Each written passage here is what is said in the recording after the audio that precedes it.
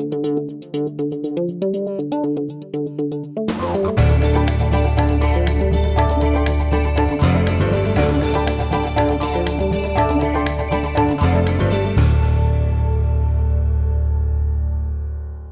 kind. It's indeed a pleasure to be here, and I want to thank you so much, Perry, for that generous introduction and those very kind words. It's an honor to speak to the Rotary Club once again, an esteemed group who shares a passion towards improving all the lives of the citizens of our beloved city. I would be remiss if I didn't do a few recognitions. One is I see one of our council members who is here, Councilwoman Barbara Freiberg, and I see our Congressman Garrett Graves, who I have a great working relationship with. And are there any other elected officials that I've missed? Well, thank you all for sharing this experience. You know, the last time that I was here, I think I had only been in office maybe less than a week when I came to Rotary Club. And so this time I've been in 52 plus weeks. And over the past year, I have experienced some leadership challenges as well as some significant triumphs. But as I shared last night, the Chinese proverb that I found is that the gem cannot be polished without friction, nor man perfected without trials. And so we stand here today. It's a new year, which symbolizes a new beginning, a time to start afresh. As someone put it, New Year's Day is everyone's birthday. So I want to start first by recognizing members of my senior staff who have accompanied me today. First, we have Jared Heimowitz, who is over our Mayor's Healthy City Initiative. Please stand when I call your name. We have Makisha Judson, who is our Chief Service Officer. We have Tamara Wade, who is an Assistant Chief Administrative Officer. We have Rowdy Goday, who is an Assistant Chief Administrative Officer. And we have two new additions to our team that I'm proud to announce today. Vineeth Iyengar is our new Assistant Chief Administrative Officer, and Rachel Haney is our new Chief Communications Officer. Also joining us today, I believe, is Regine Williams, our intern, and last but not least, our Chief Administrative Officer, someone you may be familiar with, Daryl Gizzo.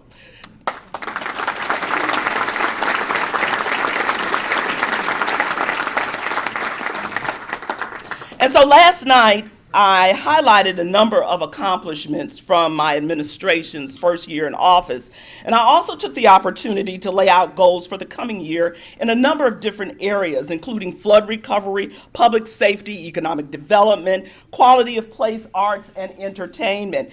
Those were but a few of the areas that I highlighted with specific goals and specific outcomes. And so today I'm going to spend a little time focusing on some specific initiatives that we are taking to improve operations of your city parish government. And I will also touch on economic development. Last year in my inaugural address, I stated that we must use data and analytics and the power to accelerate government's ability to provide services to our citizens in a more efficient manner. The great economist Robert Shiller, who won the Nobel Prize in economics, said, "Some of the best theorizing comes after collecting data, because then you become aware of another reality." Well, that reality is here. This coming year, data is going to play an even more critical role in helping to improve our ability to provide better services more efficiently and smarter to all our constituents. Now, we can do this in 2018 because I know we have the full complement of a talented cabinet that strongly believes in the same approach to using data to make us more efficient both internally and externally. And so last year I had an opportunity to participate as one of 40 mayors internationally in the Bloomberg Harvard Leadership for Mayors. And one of the major takeaways that was instilled in all of us as mayors is data data, data. You must have data if you're going to be effective and if your city is going to be effective. And so let me say a few words of how we see data operating, for example, as we look at our budget. We have to take a holistic approach to our needs and how to finance them through innovation and smarter use of technology. We're focusing on ways to increase efficiency and to leverage every dollar possible through partnerships with private and nonprofit sectors of our great community. Given this, now is a great time to help execute a data-driven, solutions-based approach, zip code by zip code, to tackle a variety of challenges that we face in our city and in our parish. Much like many of the small business owners, nonprofit leaders, and C-level suite of larger organizations, many of you that are in the audience today, you're often judged by your ability to grow top-line revenue while maintaining, if not growing, a same level of profitability. In cases where growth is stagnant or at around the same levels to that of the year before, as leaders, you have to make the laborious and hard decisions to do more with less. These hard decisions are not ones met lightly, but rather innovation and a reflection and accountability of every dollar spent needs to be met with an equal vigor to developing strategic and tactical plans to generate revenue. Thus, data is going to allow us to fundamentally do two things: using data to identify problems and then leveraging city government to propose solutions with a variety of partners. Over the past year, we have started to make strides in the context of initiating and implementing innovative governance and economic development plans geared to furthering our goal to make Baton Rouge a shining beacon of opportunity in our country. So what are our high-level goals for 2018 that we want to implement to make our government more efficient? We want to do internal alignment. We are realigning our departments in city parish government and their responsibilities so we can eliminate duplication of tasks and make sure that best practices are being observed. A great example of using data for internal and external use is the development of Open Data BR. Are many of you all familiar with Open Data BR? If you have not visited that site, I encourage you to do so. Our team was selected by Bloomberg Philanthropy to join as one of 5 cities called Works Cities, and from the parish drafted and adopted a cutting-edge open data policy that was approved by the Metro Council late last year and is certainly one of my administration's accomplishments during my first year in office. This will enable innovators across the community to create new ways for citizens to have transparency in their local government. And so please go to Open Data BR and have a look for yourselves. We welcome your suggestions of other ways that open data can make your local government more responsive. Let me give you an example of an approach that we have taken in our first year with the Department of Maintenance. We've partnered with the Department of Information Services, which has tremendous capabilities with respect to capture and deployment of data, and also with GIS mapping technologies. One of the results of this was a better mapping system for all of the pothole complaints that had been called into our 311 call center. And that seems to be the highlight these days, is the fact that we had 3,000 pothole complaints backlogged in our system. And today, with the collaboration and use of our GIS mapping, every single pothole complaint registered in our 311 system was addressed, and every one of those 3,000 potholes were filled.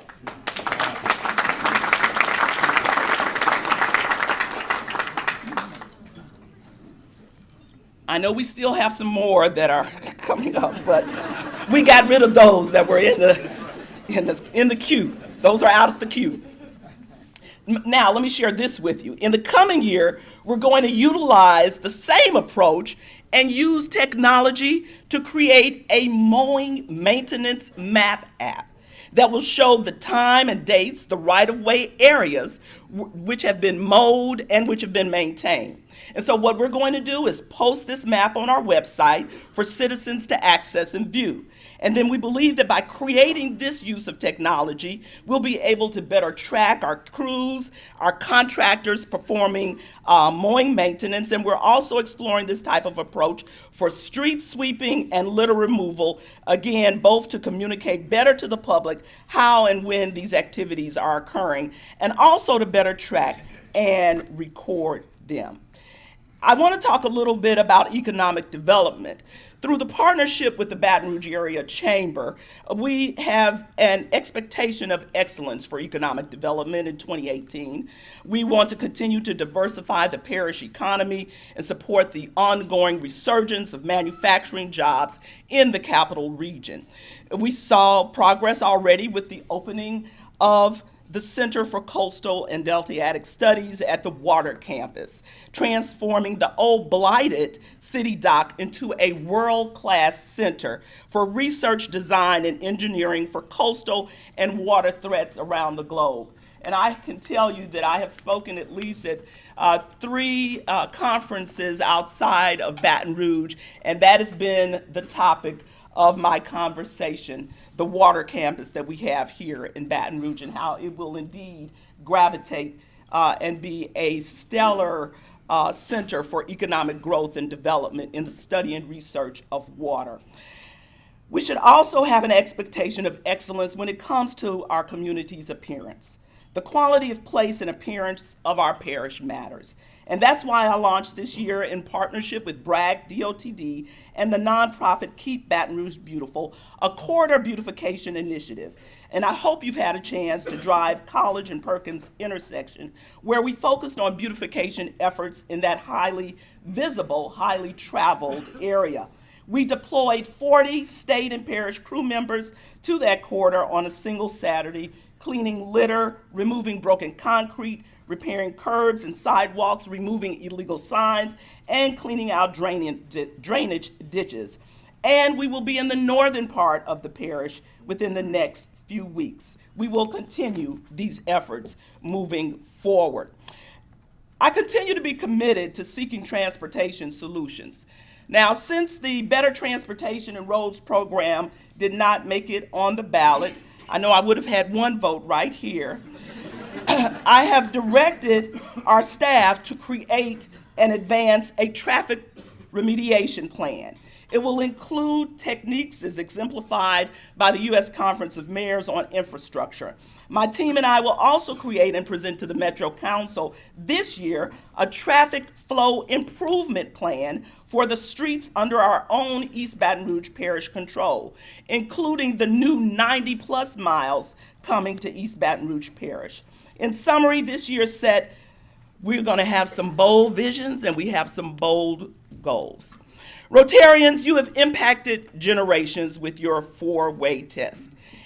It is through your 4-way test, these constructs, that peace, prosperity, and progress for everyone is the vision that guides our administration now and in the future. It's been said, let our New Year's resolution be this: we will be there for one another as fellow members of humanity in the finest sense of the world. Lastly, our culture, our best Baton Rouge, must be co-created. Community building is beyond the capacity of any elected, appointed official or community leader alone. This is a collective effort that requires all of us. And so I am ready to lead even more strongly than ever before.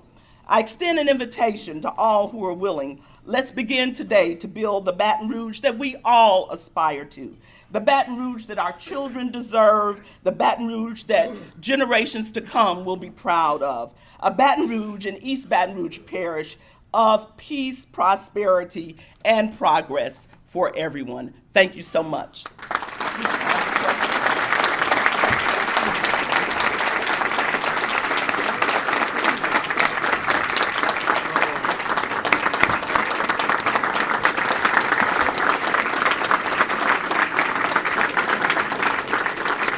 Do you take questions? I take.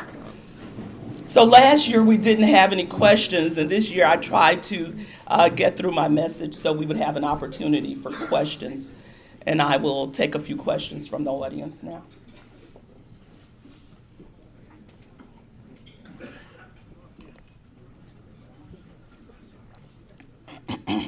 Mayor, with the homicide rate last year, 103 or something like that, and how is the BRAVE program going now, or whatever with the funding, or what are the root causes of the very high homicide rate last year? What can we do about that? Well, as I have spoken with law enforcement, and I've been in constant communication with all levels of law enforcement, much of the crime that we are seeing, of course, is only committed by a small segment of the population of our community. And a lot of the crime has to do with domestic violence, also people who know people, and some of the crime has to do with drugs and retaliation. And so I can tell you that our violent crime unit, which is a branch of our BRPD and other law enforcement officials, is working day in and day out to make sure that we address the issues as they have intelligence and information that we always don't have. And so I am optimistic with the advent of a new chief, Murphy Paul, who will be certainly sharing his vision in the upcoming weeks, that we will be able to reduce those numbers. But, you know, the reduction of crime is not a very simple equation. Putting law enforcement out on the street is certainly part of it. But when you have domestic violence going on in someone's house, a police officer is not going to be there. So putting police officers out on the street, yes, that's one part of it. Being preventative and proactive is another angle. And so recently, for example, the city and the Baton Rouge Police Department were awarded 2 significant grants, one dealing with behavioral health issues, which is certainly pertinent when you look at the equation of crime, and the other one dealing with collective healing as you talk about restoration of a community and restoring a community.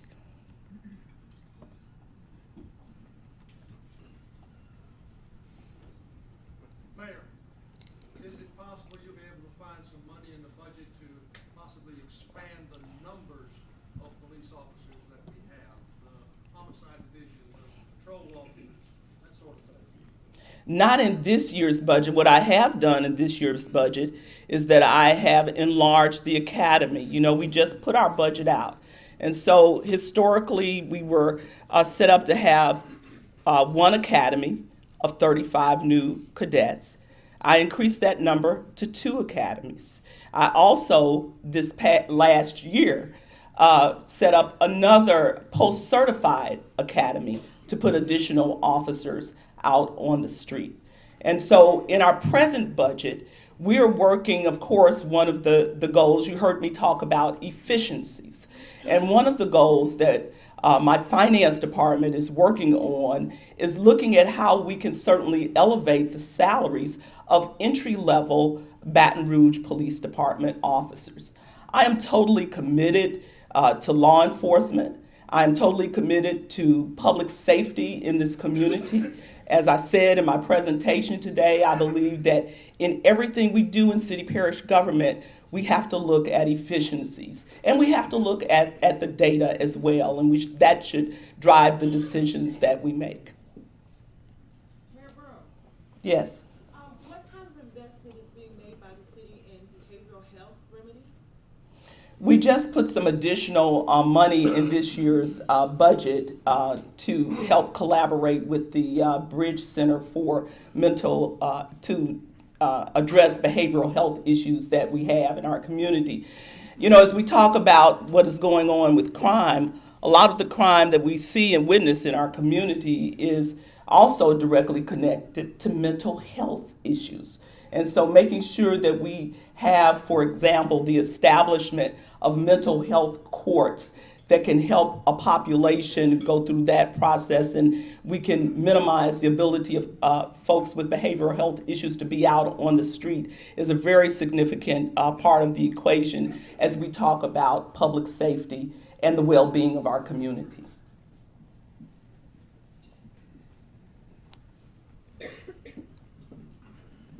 Mayor, if severe weather like we had in August is not so much of a fluke anymore, won't be a 1,000-year event, it might be a much more frequent event. What's been done to prevent flooding from, future flooding? Because I know there's some building code issues, but also drainage issues that are so important. And what's being planned? Very good question. Last year, we put out an RFQ for our stormwater drainage plan. Actually, this is the first that has been done, in my knowledge, in the history of city parish government. And so we have started, our Department of Public Works has started with the implementation of that stormwater drainage plan. And at the end of the day, we hope to have a plan that builds our resiliency and puts us in the right direction so we'll know what needs to be addressed to prevent such an outcome as we had in 2016. As I've consistently said, though, as we look at flood recovery, that we have to look at it holistically. You see, because what happens in East Baton Rouge Parish impacts what happens in Ascension, what happens in Zachary. We're all interconnected, and that is why I've had dialogue with parish presidents from surrounding area to talk about how our plans indeed can possibly complement one another.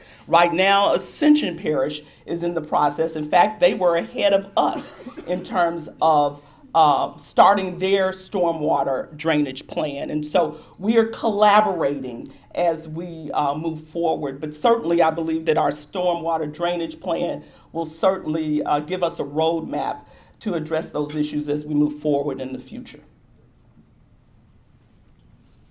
Mayor, with everything that's on your plate as far as challenges, what keeps you up at night? And more importantly, what do you think, or what would you like to see this room, the members of this organization do to perhaps help assist in addressing those things? Yeah, I appreciate that. My husband, who is sitting there in front, laughed when you said what keeps me up at night, because as soon as I get home and my head hits the pillow, I'm out like a light. So I think he's going to say not too much keeps her up at night. But I will tell you that I do spend a lot of waking hours thinking about the safety of this community. In my presentation last night, I shared, and I recognize the heightened concern around public safety, and I know the impact that it has on our community. And so I consistently think of and talk to individuals and research and try to find best practices on how we can address the issue of public safety in our community. In fact, this week I will be having a conversation with the Urban League here in Baton Rouge, because they have been involved in a program that has been very successful in crime reduction, which is called Operation Ceasefire. And so we're going to talk about the potential of implementing that. I've had a brief conversation with our new police chief about it. He's familiar. And so what you all can do is spend time in the efforts where you have expertise, adding value to the goals and the agenda that we've established. Before you leave out here today, I think we have some documents that show our accomplishments for 2017. But in addition, as you heard at the beginning, we have a document, what I call a blueprint, which is still very relative, from the 300 transition team members, that talks about what we can do, recommendations to advance and move our city and parish forward. Many here in the room were part of that process, and that still is a very living, viable document that I use for a blueprint. So I encourage you to plug into that. I'll tell you this also. I have various meetings. For example, I have a business roundtable. And my business roundtable group has committed to helping to work on issues surrounding workforce development, adding their value and their expertise to the scenario. So I just need you to dive in and get involved. Give me a call if you have some ideas. In city parish government, one of my new initiatives is to prepare a system where our people will be able to channel their good ideas that can be potential solutions for challenges that we have that they see firsthand in their departments. So I welcome your feedback in those areas as well. As I said, we have to be in this together. It's co-creating together, and I need your partnership in moving this city and parish forward. I'm going to give it 110, 20%, and I'd like for you to give it the same with me. Any other questions? Thank you. Hey. The president has talked of late about a $1 trillion infrastructure package. If the Congress and Congressman Graves and other members of the delegation realize the president's vision, he's talking about significant investment being required from the locals and the states in order to match the federal investment. The state didn't bring up a vote for a gas tax increase at the state level. The Metro Council failed to allow the vote of the people at the local level. Do you support doubling down those efforts both at the state and local level in order to raise some local and state revenue in order to match any revenue that may come from the federal government? I believe like a bridge? I believe we have to consider all options. You know, I don't want to be here 4 years from now, 8 years from now, and still hear traffic, traffic, traffic. And I don't think you want to hear that either.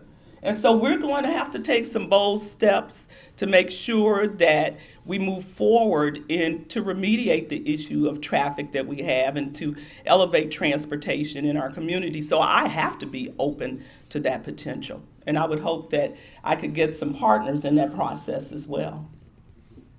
I saw one other question here. I know that women and women's issues are something that's near and dear to your heart, and so you did allude to issues of domestic violence. So I was just curious as what initiatives might you be implementing with regard to sexual assault, domestic violence, and just overall equality for women in Baton Rouge? Well, last night, and I will reiterate today, we will be implementing and announcing members of the Mayor's Women Advancement Commission. And so that announcement will be coming out in the next couple of weeks. I also had a conversation with our new chief of police surrounding domestic violence, and I became aware of a program that you may also be aware of in one of our surrounding parishes that has a almost inside of the police department a whole wraparound service or services for victims of domestic violence. And so I've asked our new chief to look into that model as well. And so it's certainly on the top of my agenda, of course, because it has become a very significant concern here in our community. I think you're referring to the Family Justice Center model. In what parish? I know that New Orleans has that, as well as in the Lafayette area they have what they call it. This is done through one of the sheriff's department in one of the areas. Yeah. Yes. While we're on other topics, I know you have an initiative called Cradle to K about the earliest in our community, and would you like to share anything about that? Because there's Sure. a number of people in this room work with early childhood education. Yeah. So it's very important to, if we want to change the trajectory of success for citizens in our community, we have to start in the cradle. All research has pointed to that, and even businesses have now become strongly aligned with the model of early childhood development. And so under the leadership of Tamira Wade, we have started our Cradle to K initiative right now. It has an online presence. Phase 2 will be a little bit more detailed, and you can find out some additional information on that. And they are also in collaboration with our Mayor's Education Advisory Committee. And so you'll see part 2 of our Cradle to K. Our first was a peer-to-peer approach that took place, as I said, with an online presence, and our second will be a little bit more comprehensive this year. To piggyback on that, on the way here, I was listening to the radio, and they quoted that the actual growth of city residents has only been 7,000 people over the last 20, 30 years, and that people are leaving the city, and the number one reason is education, which is one of the thrusts of the city of St. George and wanting to keep the city together, and education being an answer to a lot of the problems that are caused with the penal system and mental health. What is your insight into our education program? I believe that every child should have an opportunity to have access to a quality education in good schools. I support good schools of all types. Certainly public schools are the fabric of our community, but the complement of charter schools and other private schools certainly help to benefit our young people, and we have to have that available. I would have said that while I am not the superintendent, I don't mind being the advocate in chief for education, because it is certainly a vital part of our community. And if we are going to keep people here, and if we're going to keep them in our parish, we have to have a strong educational system. So I have been collaborating with the superintendent and other education stakeholders to add whatever influence I can to make sure that we create a quality education system here in East Baton Rouge Parish. Mary. Concerning the litter situation, is there a hotline or a way to report litter when you see it happening? That's a good question. You can report litter at our 311 number, and you can also report it online through our open data system. Will do. Mayor, Baton Rouge has the fifth highest debt of any city in the nation.